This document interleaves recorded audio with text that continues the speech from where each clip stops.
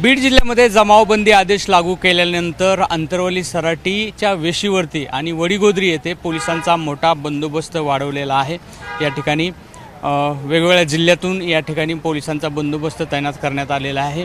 खरं तर गेल्या 2 दिवस वातावरण अगदी चिघळलेलं आहे, कारण गेवराईमध्ये लक्ष्मण हाके आणि विजयसिंह पंडित यांच्या समर्थकामध्ये झालेल्या राड्यानंतर तिथं काहीसं तणावाचं वातावरण निर्माण झालेलं होतं आणि गेवराईपासून जवळच ओबीसींचं आंदोलन स्थळ वडीगोद्री आणि मराठा आंदोलन स्थळ अंतरवली सराटी आहे।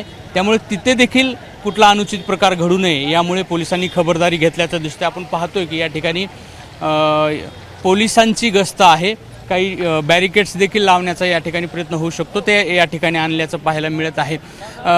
यापूर्वीची अशी पार्श्वभूमी आहे की याच ठिकाणी जेव्हा मनोज जरांगे आणि लक्ष्मण हाके यांचं उपोषण सुरू होतं त्यावेळेस त्या ठिकाणी दगडफेक झालेली होती, मोठं तणावाची परिस्थिती होती।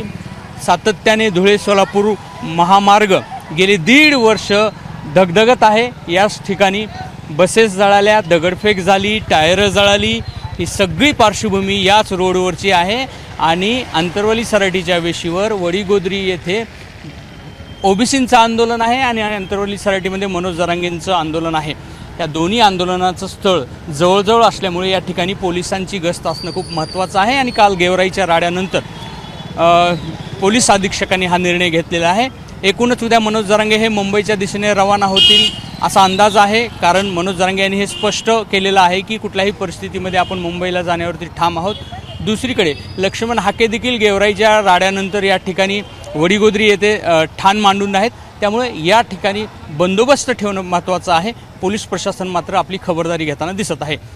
कॅमेरामन धनंजय दारुंटेसह रवी मुंडे, एबीपी माझा, जालना।